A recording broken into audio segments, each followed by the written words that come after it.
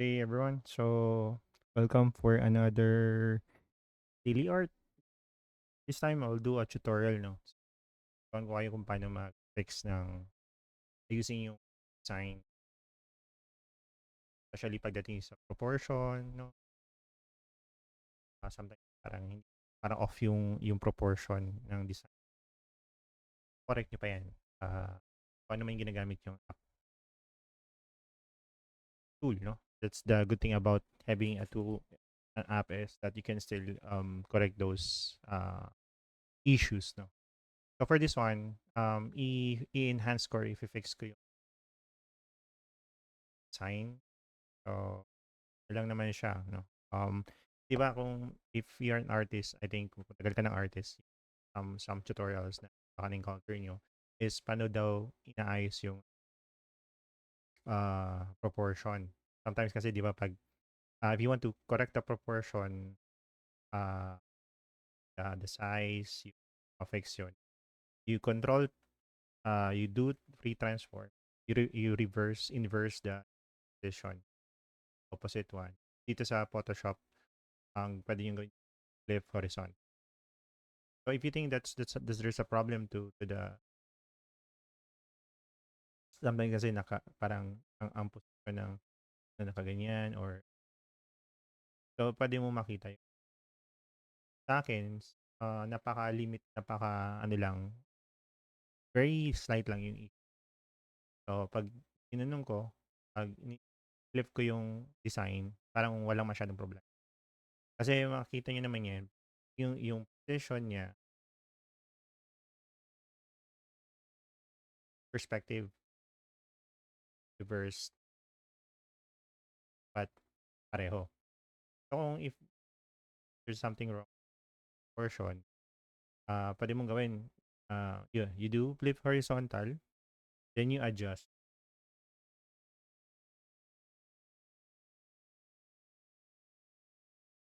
para maliban doon, ganyan, no? Parang there's something wrong with if if it does not work, pwede nyo rin in this app, you can perspective warp, create ako ng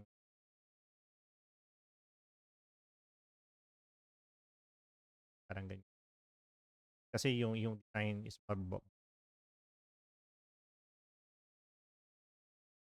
then ano, IT perspective. So, gawin ko sa kanya ganyan. Tama ko na yun sa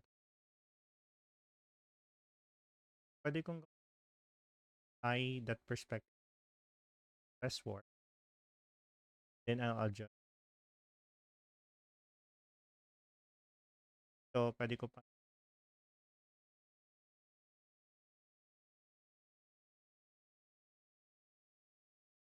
off, want to make larger yung make it forward o yung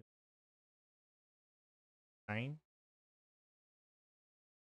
So, once okay na, press this one. We'll add some warp and use. But if you're good on it,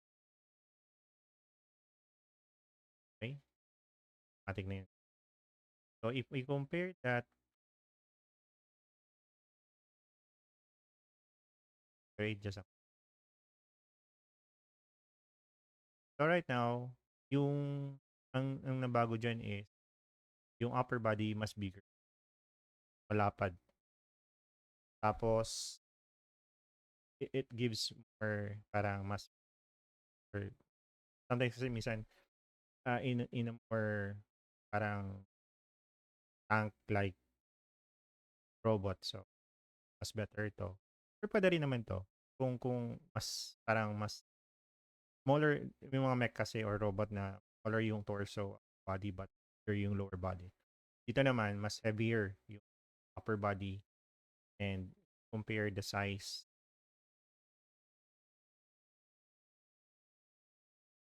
kesa dito. Lumiit no comparison. So, that's one way of working on create another copy, then I'll reverse it again. If yan, kahit papaano, tama pa rin. So, it's something that's one way of fixing your perspective, mind, portion, that's look, parang off, mali yung establish mo. So, pwede mo naman ayan, yung iba-ibang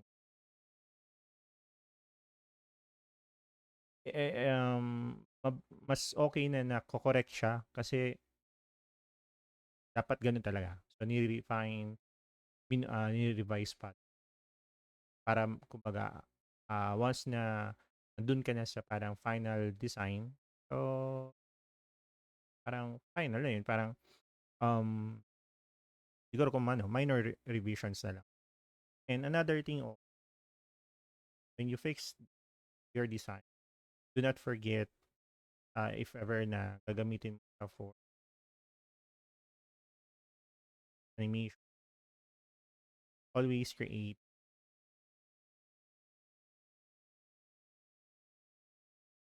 layer. So, pag nag-cut ako, you need to fill this space. Kailangan lagyan mo. So, dapat alam mo rin kung ano nilagay mo doon. That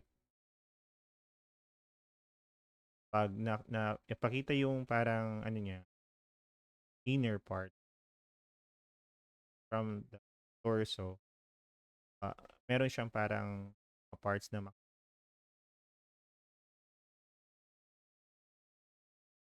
lang, parang unless kung talaga ipapakita mo, fill those first space. And then, ibabalik mo yun.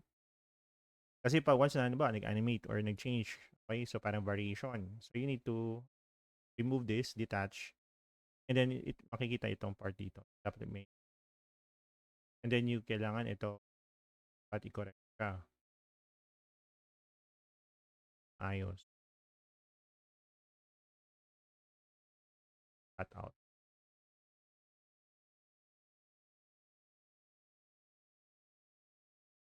Then, pwede mong i-modify kung parang off yung